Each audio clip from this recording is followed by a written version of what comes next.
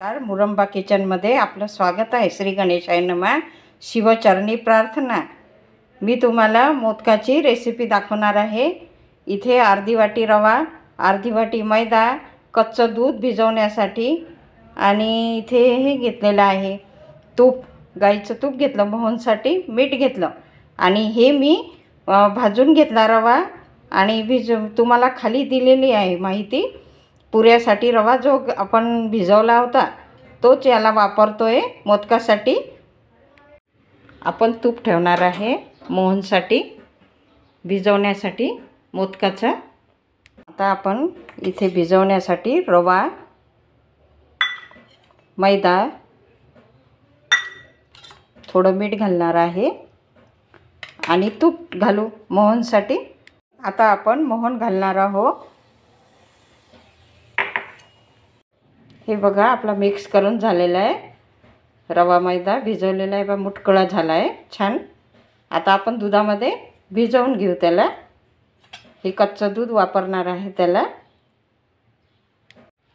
आपला उंडा मळून झालेला आहे छान असा मऊसूत, आणि उंडा मळून झालेला आहे आपला छान मऊ। याच्या अर्ध दूध लागलेलं आहे आपल्याला। आता आपण याच्यामध्ये झाकून ठेवू, कपडा ठेवू त्याच्यावर आणि 4-5 तासासाठी भिजू देऊ। हे बघा आपला उंडा छान भिजला आहे बघा, मऊ झाला आहे छान। आणि हा रवा पण बघा किती छान फुलला आहे, मस्त भिजला आहे। आता आपण याच्या लाट्या करून घेऊ। लाट्या करून घेतलेल्या आहे आपण। आता लाटून घेऊ आपण त्या सगळ्या लाट्या।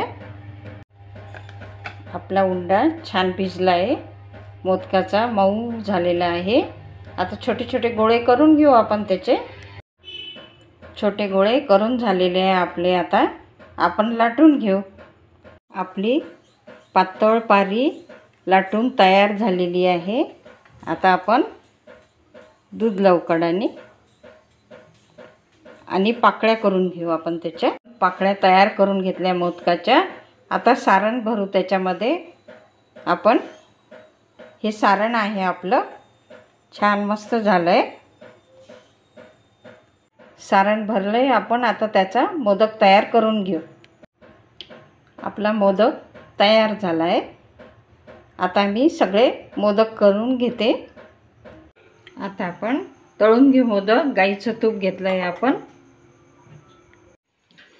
आपले मोदक तळून झालेले आहे छान बदामी रंगाचे। आता सगळे मोदक तळून घेते मी। तळणीचे मोदक आपले तयार झालेले आहे। तळून खमंग असे बदामी रंगाचे खुसखुशीत झालेले आहे।